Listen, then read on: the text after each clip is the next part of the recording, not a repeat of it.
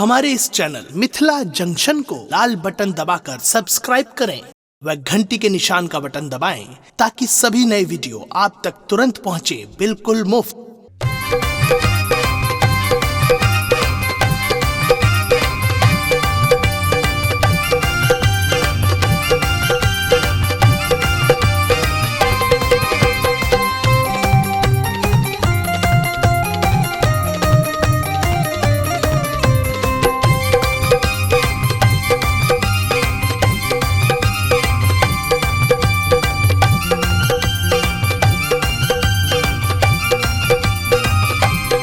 गे मैया नाना दीदेलो भेले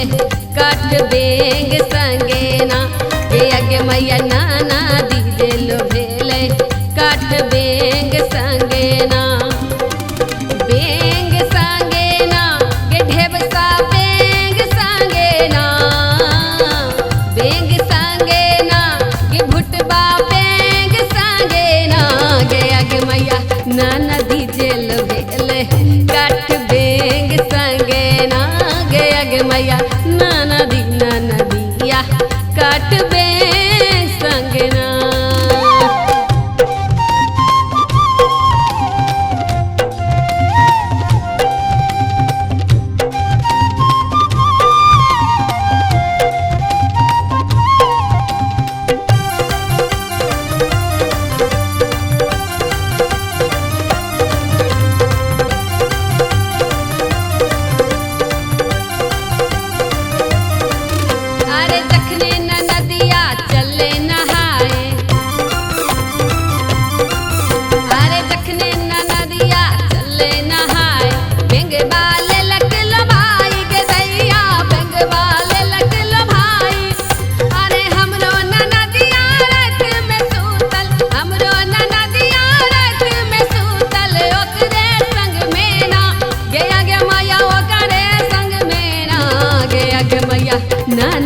नाना दिया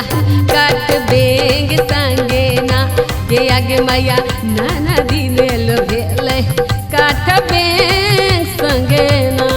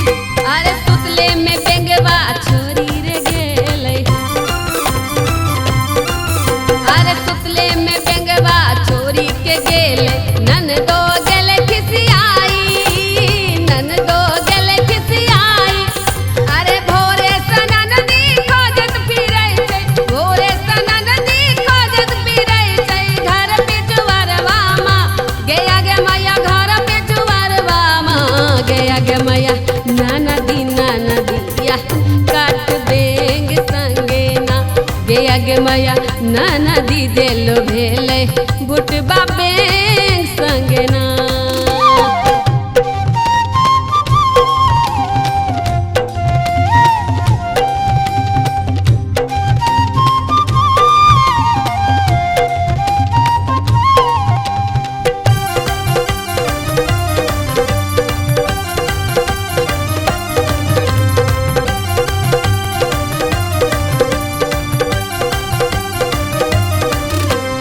सबके ननदिया कहने फिरे छे अरे सबके ननदिया कहने फिरे छे कोना के लक मुहकारी के दैया केना के लक मुहकारी अरे मिथिला नगर में घाटल नेहन मिथिला नगर में घाटल नेहन कोनो घटन माना गे मैया कोनो घटन माना गे मैया नाना दिया काट बेंग संगेना गे मैया नाना दी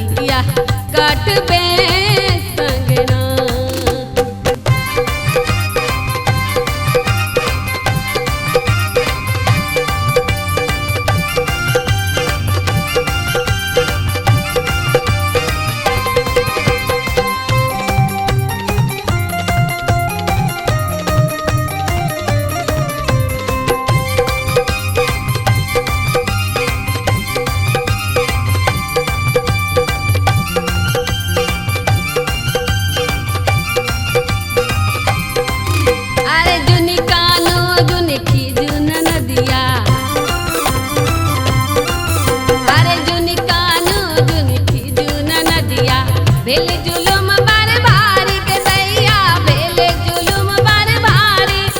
अरे काने काने फैलत खबरिया काने काने फैलत खबरिया बुझत सजन माना गया गे मैया बुझत सजन माना गया गे मैया नदिया काट बेंग संगे ना गया गे मैया नाना दी दिल भेले काट बेंग संगे ना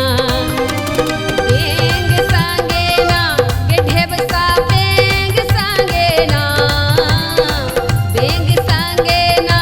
गे भुटबा बेंग संगे ना गया गे मैया नाना दी दिल भेले काट बेंग संगे ना गया गे मैया नाना दिया काट बेंग संगे ना गया गे मैया नाना दी जेल भेले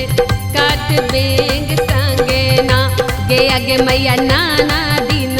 दिया काट बेंग संगे ना गया गे मैया नाना दिया काट बेंग संगे ना। हमारे इस चैनल मिथिला जंक्शन को लाल बटन दबाकर सब्सक्राइब करें व घंटी के निशान का बटन दबाएं ताकि सभी नए वीडियो आप तक तुरंत पहुंचे बिल्कुल मुफ्त।